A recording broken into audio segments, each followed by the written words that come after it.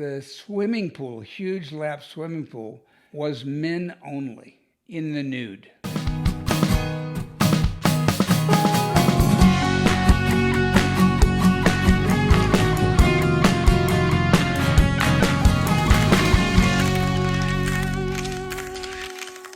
Hi, this is Mike Balaban. Welcome to another episode of BAMMER Talks. I have to apologize that I've been off the air for the last couple of months. I had lost my editors and needed to replace them, and I was also temporarily running out of topics to cover. I've subsequently received some suggestions, including today's topic, which is gyms as meeting places for gays.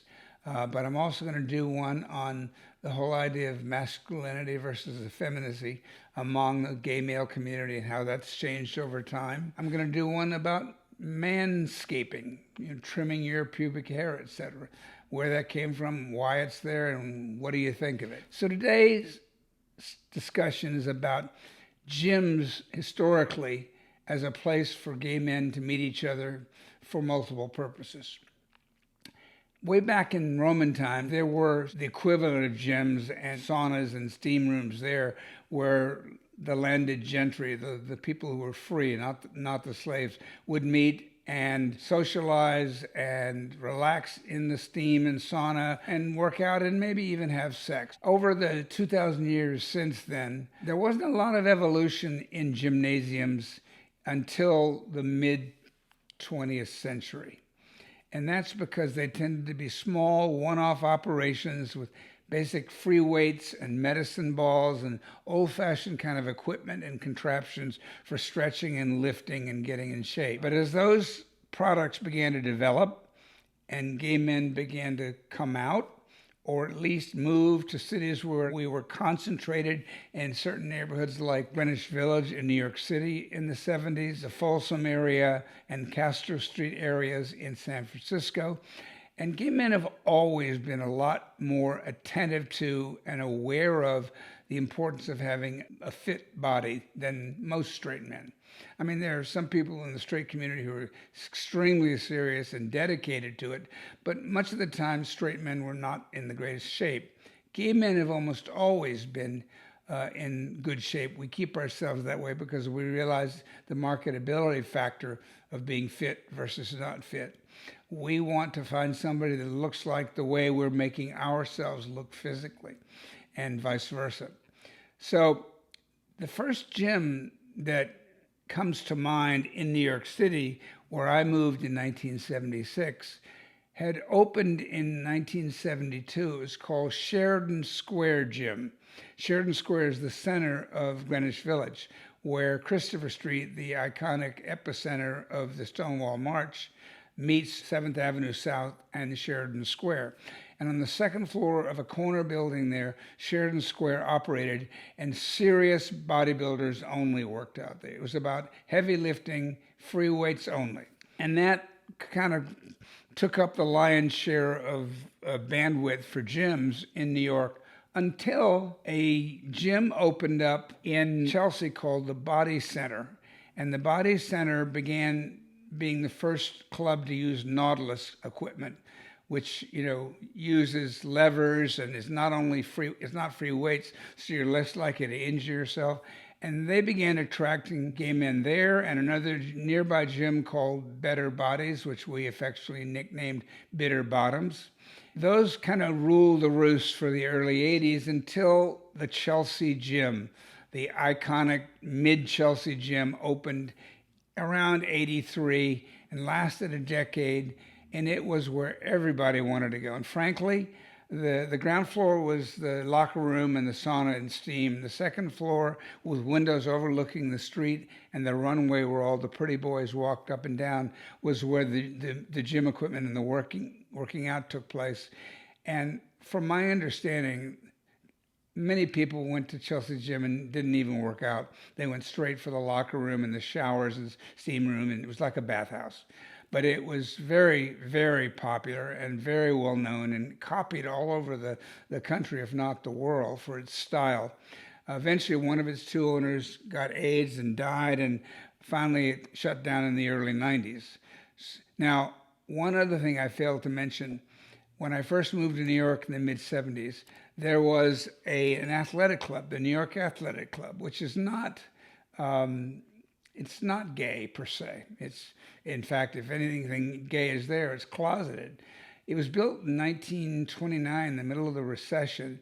It's a big old tall building with rooms like the YMCA has rooms, and lots of gym workout equipment and spaces. They even have a quarter-mile indoor track there.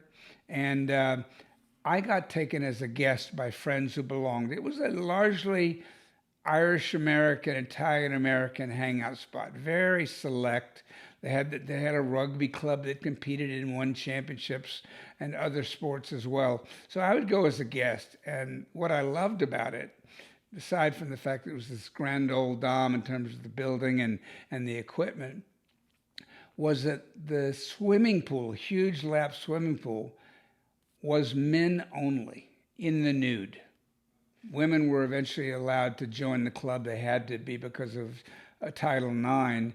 And by about 10 years later, the New York Times gave up the ghost and allowed women to swim at the same time as men. And that stopped the whole nude swimming practice, which is unfortunate because it was so much fun to walk into there and look around at all the hot guys and not so hot guys, and then do your workout. And again, that was never gay, but it had a subtext and an element of gays who belonged there in the closet. And I got taken to work out there as the guests of some of them.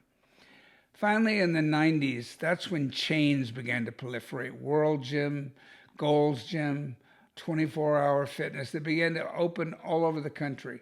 And again, these are not only gay, and in major cities like New York, San Francisco, LA, Chicago, Miami, Boston, whatever, there were large enough contingents of gay men living in the same neighborhood for a club to open up and survive based primarily on its gay membership. And so, just for example, in New York, if I go to the Equinox gym, which Equinox is one of the latter-day chains, it's about 25 years old, it's the highest end. It costs you $2,500, $3,000 just for a basic membership there, and more for extra like fitness training sessions. And I joined it in '99 when I returned from Tokyo and belonged there for 21 years until I left New York. And if I went to the one in my neighborhood, the Upper West Side, there was a gay element there, but not dominant. If I went to the one on 12th and Greenwich in Greenwich Village, it was primarily gay. So it depends on what the constitution of the neighborhood you're in is like. If it's a high gay quotient or a low gay quotient, what the membership is going to be like in the local gyms. But you can pick and choose as you like. So we're at a point now where straight men have caught up with us in wanting to have nice bodies. Steroids came along, of course, and that's an aid that a lot of people unfortunately use. I don't like it. Anything like putting anything like that in your body, who knows what it'll do to you in terms of cancer or, personality swings, etc. But gyms have changed. Membership has changed. It is more common to be able to go to a gym. You can find a gym that costs $300 or $400 a year. Particularly like my ex used to live in Detroit, and he belonged to this huge box-like gym. All it had was equipment and air conditioning. That was it. And it cost him $350 a year, while I was paying $2,500 a year in New York. So there's all kinds of gyms, different ranges, mostly gay, not very gay at all. It's really up to you what you want. Gyms are just as important as they've ever been for us, but less so socially because we now have meetup apps. And you can find a gay bar more easily than you could in 1980 and go there and meet people. So the options are greater. We're less dependent on gyms for meeting, but you're still going to meet somebody when you walk into a gym if you're open to it. You can just tell by the eye contact that people are having with each other that stuff goes on. All right, this is Mike Balaban. It's been another episode of BAMMER Talks. Thanks for joining me.